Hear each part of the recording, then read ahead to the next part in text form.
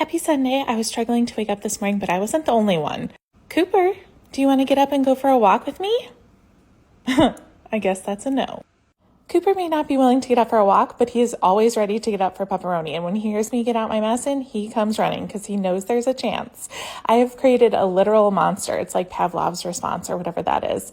But anyway, after he had his little snack, he had to get out his toys and he was looking for the perfect hiding spot. But because I was watching him, he was like, nope, we can't use that bed, can't use that one. While he was finding the perfect spot to hide his toys, I headed down to the gym just to get a few steps.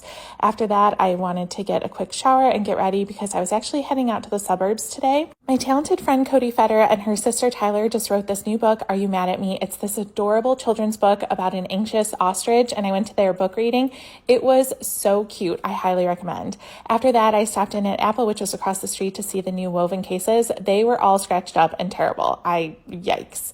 Anyway, I will not be purchasing that, but I did go next door to Sephora because how could I pass up a Sephora? But as per usual, they were out of stock of everything I wanted to look at. And then I headed over to my mom's house and visited with her cat Bentley, or tried to, but he was so busy. He watches these videos on TV and he is enthralled with them. So my mom and I went out for a little walk. She lives on this really pretty lake, so we just walk around the lake and just kind of chatted for a while, which was absolutely lovely to kind of catch up and hang out for a bit.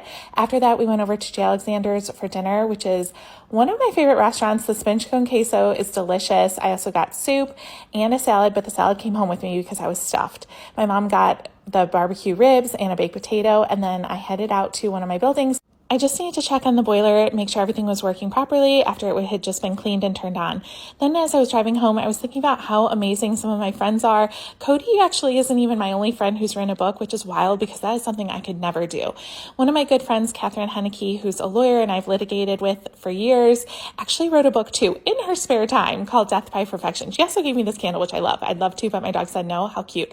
But her book is so great, and she's actually working on her second book right now. Is that not wild? So I decided to actually reread it. I read it a few years ago when it came out, but I definitely want to give it another read. It is very compelling. Highly recommend both of these books if you're interested either in a novel or in a children's book. I hope you have a great night.